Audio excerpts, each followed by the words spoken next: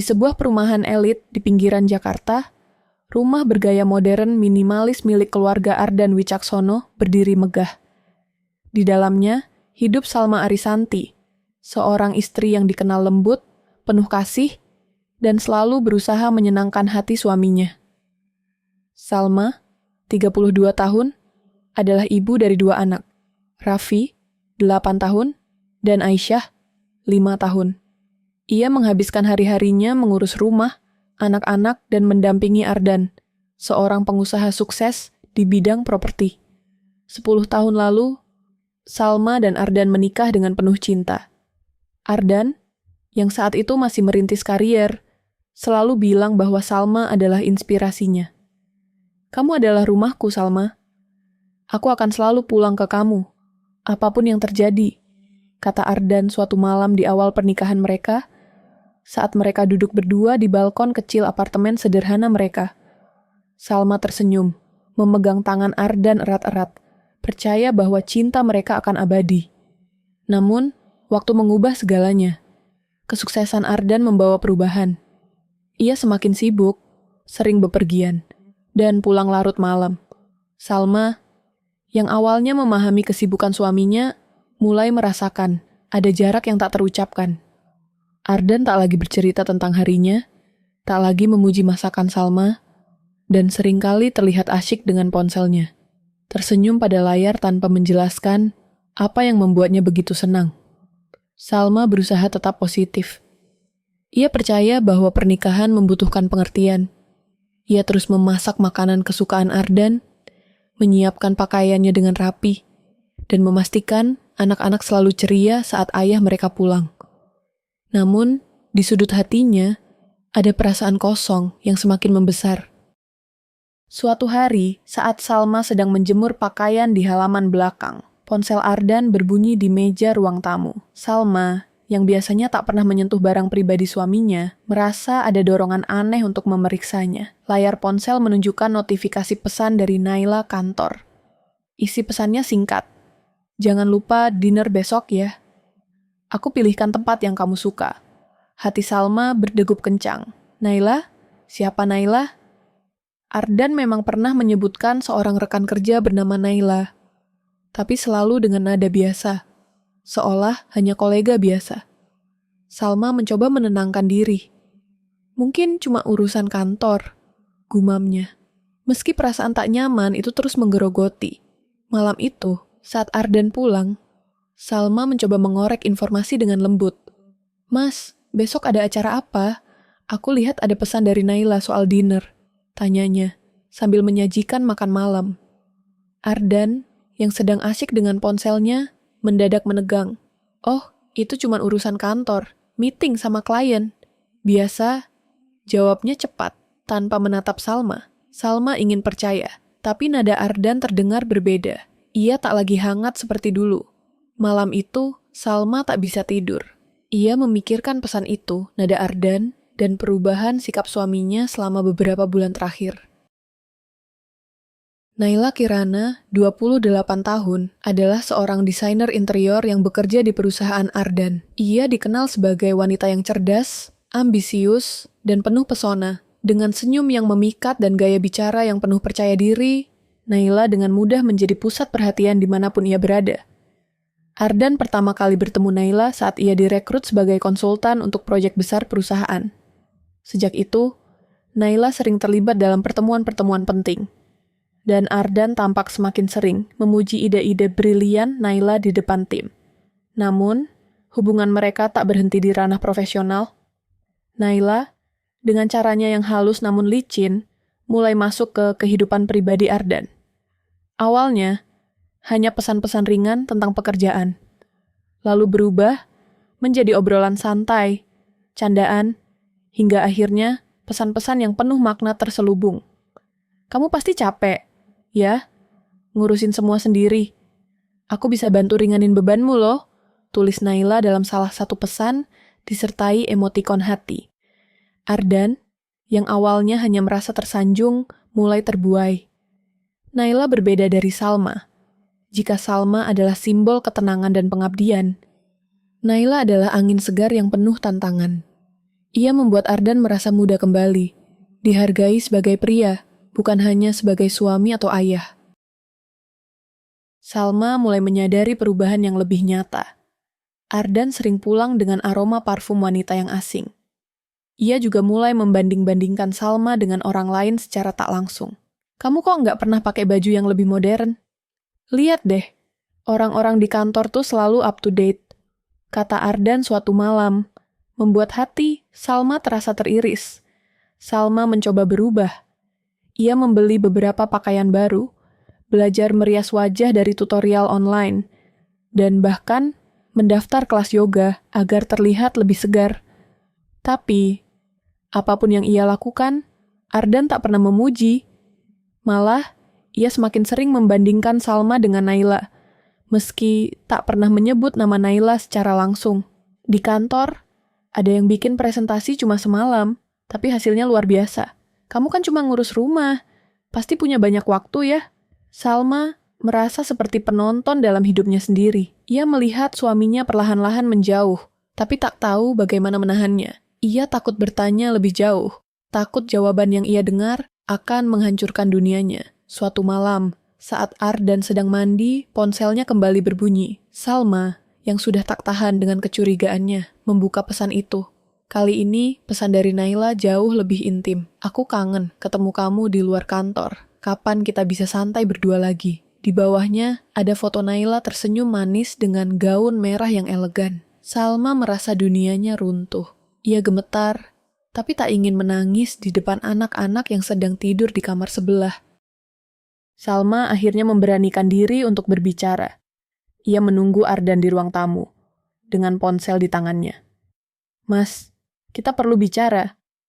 Aku tahu soal Naila, katanya dengan suara gemetar tapi tegas. Ardan, yang baru pulang dari meeting, terlihat panik sesaat, tapi segera menguasai diri. Kamu ngomong apa sih? Naila cuma rekan kerja. Kamu kok jadi curigaan gini? Jawabnya dengan nada tinggi, seolah Salma yang salah. Kalau cuma rekan kerja, kenapa pesannya seperti ini? Kenapa kamu selalu pulang malam dan nggak pernah cerita apa-apa lagi ke aku? Salma menahan air mata, tapi suaranya penuh kepedihan. Alih-alih meminta maaf, Ardan justru membalikkan situasi. Kamu tahu nggak, Salma? Aku capek, aku kerja keras buat keluarga ini. Tapi kamu cuma bisa nyanyi soal hal-hal kecil. Naila bantu aku di kantor, dia ngertiin aku. Kamu cuma di rumah, tapi kok nggak bisa bikin aku nyaman? Kata-kata itu seperti tamparan. Salma tak percaya suaminya, yang dulu begitu mencintainya, kini membela wanita lain di depannya. Jadi aku yang salah. Aku yang ngurus anak-anakmu, rumahmu, semua kebutuhanmu. Tapi aku yang nggak ngertiin kamu. Tanya Salma. Suaranya mulai pecah. Ardan tak menjawab. Ia hanya menghela napas dan pergi ke kamar, meninggalkan Salma sendirian di ruang tamu yang terasa dingin. Naila, yang tahu Salma mulai curiga, justru tak mundur. Ia malah semakin berani mendekati Ardan. Di kantor, ia sengaja memamerkan kedekatannya dengan Ardan di depan rekan-rekan lain. Pak Ardan, ini draft desain terbaru. Aku buat khusus buat kamu loh, katanya dengan senyum genit. Sengaja berbicara cukup keras agar terdengar oleh karyawan lain. Ardan, alih-alih menegur, justru tersenyum dan memuji. Bagus banget, Naila. Kamu memang beda, katanya, seolah lupa bahwa ada karyawan lain yang tahu ia sudah beristri. Kabar tentang kedekatan mereka mulai menyebar. Beberapa teman Salma yang bekerja di perusahaan Ardan mulai menghubunginya dengan hati-hati menceritakan apa yang mereka lihat. Salma, aku nggak mau bikin kamu sedih, tapi aku lihat Ardan sama Naila sering keluar bareng, kayaknya bukan cuma urusan kerja. Kata Vina, sahabat Salma, dengan nada penuh empati. Salma hanya bisa mengangguk lemas. Ia merasa dikhianati, bukan hanya oleh Ardan, tapi juga oleh mimpinya tentang keluarga bahagia. Namun, Naila tak berhenti di situ. Suatu hari, ia mengirimkan paket ke rumah Salma, berisi sebotol parfum mahal dengan kartu bertuliskan, buah tangan kecil dari Naila untuk istri Pak Ardan. Semoga suka. Salma tahu ini bukan gesture tulus. Ini adalah cara Naila untuk menunjukkan bahwa ia ada di hidup Ardan, bahwa ia punya kuasa untuk masuk ke wilayah Salma. Salma memandang botol parfum itu dengan mata berkaca-kaca, lalu menyimpannya di laci, tak ingin anak-anak melihatnya. Puncaknya terjadi saat ulang tahun Raffi yang ke-8. Salma merencanakan pesta kecil di rumah, mengundang keluarga dan teman-teman dekat. Ia menghabiskan berjam-jam membuat kue coklat kesukaan Raffi, mendekorasi ruang tamu dengan balon dan lampu warna-warni, dan memastikan semuanya sempurna untuk anaknya. Ardan berjanji akan pulang tepat waktu untuk pesta. Namun, saat jam menunjukkan pukul 7 malam, Ardan tak kunjung muncul. Raffi, yang sudah tak sabar meniup lilin, mulai bertanya, "Mama, papa mana? Katanya mau ikut nyanyi buat aku." Salma tersenyum pahit, menahan air mata, dan berkata, "Papa lagi sibuk, sayang, tapi dia pasti datang."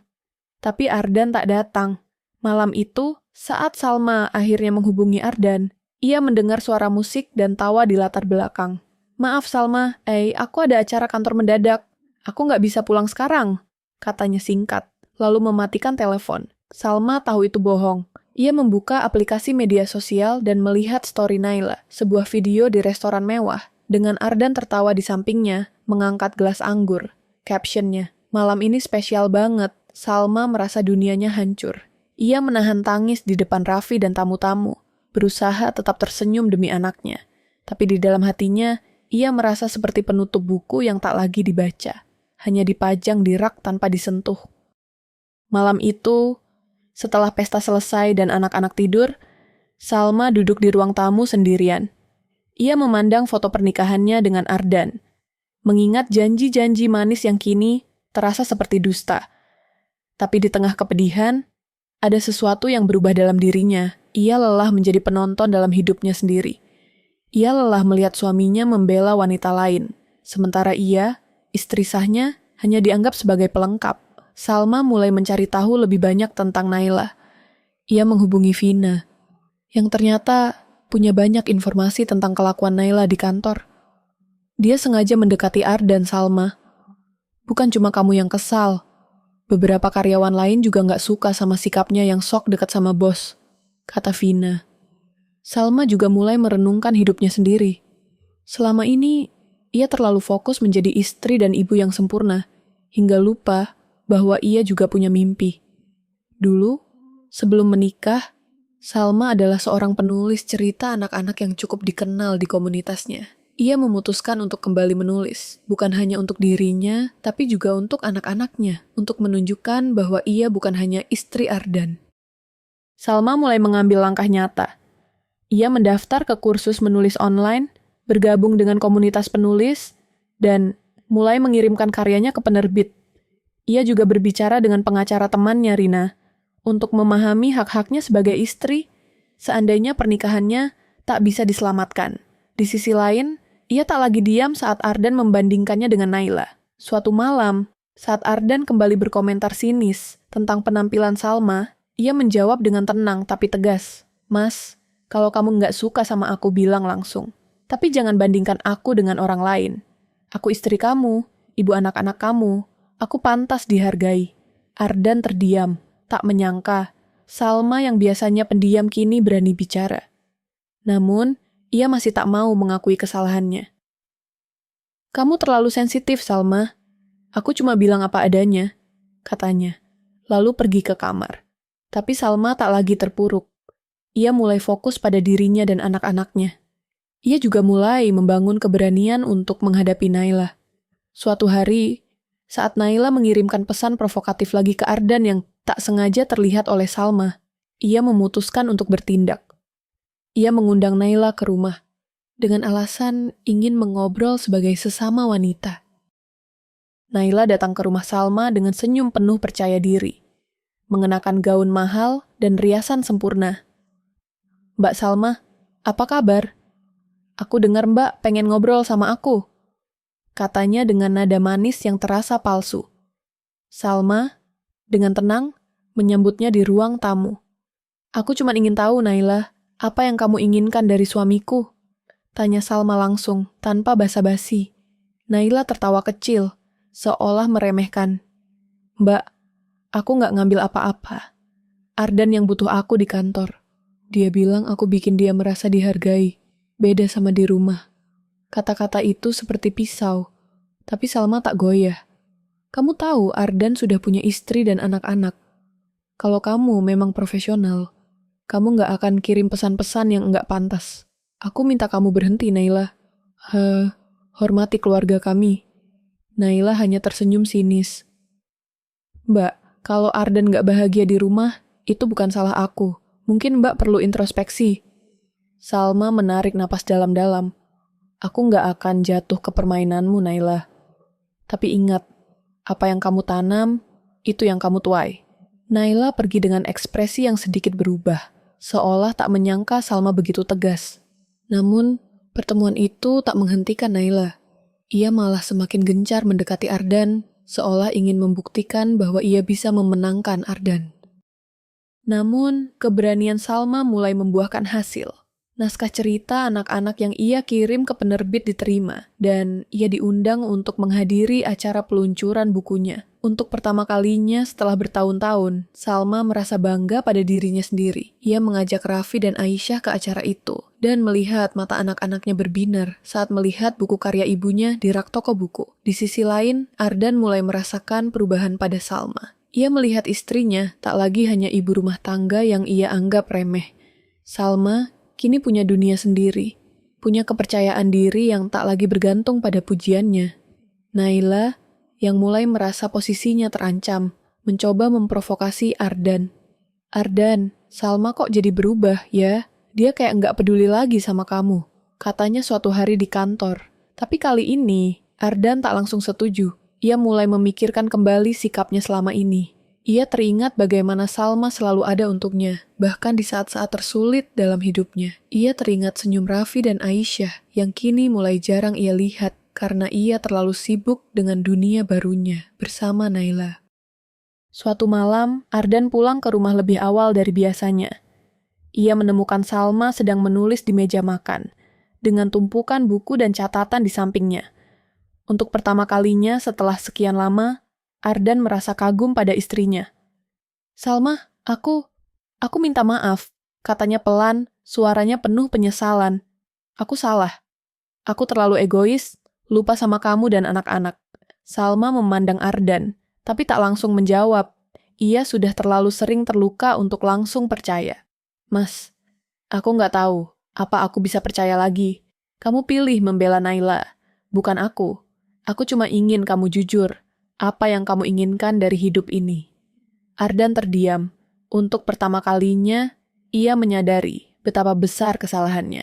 Ia berjanji untuk memperbaiki semuanya, untuk fokus pada keluarganya, dan untuk menjauh dari Naila. Namun, Salma tak langsung menerima. Aku butuh waktu, Mas. Aku nggak mau lagi jadi penonton dalam hidupku sendiri. Aku ingin jadi Salma yang punya mimpi, yang dihargai, bukan cuma istri yang menunggu di rumah. Cerita tak berakhir dengan happy ending instan. Salma memilih untuk fokus pada dirinya dan anak-anaknya, sambil memberi Ardan kesempatan untuk membuktikan perubahannya. Naila, yang akhirnya kehilangan pengaruhnya atas Ardan, memilih resign dari perusahaan setelah merasa kalah. Tapi Salma tahu, kemenangan sejatinya bukan tentang mengalahkan Naila, melainkan tentang menemukan kembali dirinya sendiri. Di akhir cerita, Salma berdiri di depan cermin, tersenyum pada pantulan wajahnya. Ia bukan lagi hanya istri Ardan, tapi Salma Arisanti, seorang ibu, penulis, dan wanita yang tak akan lagi membiarkan dirinya menjadi penonton dalam hidupnya sendiri. Cerita ini bukan hanya tentang pengkhianatan, tapi tentang perjuangan seorang wanita untuk merebut kembali harga dirinya. Salma adalah cerminan banyak istri yang merasa diabaikan, namun menemukan kekuatan untuk bangkit. Dan Naila, ia adalah pengingat bahwa mereka yang mencoba merusak kebahagiaan orang lain pada akhirnya hanya akan menuai kesepian.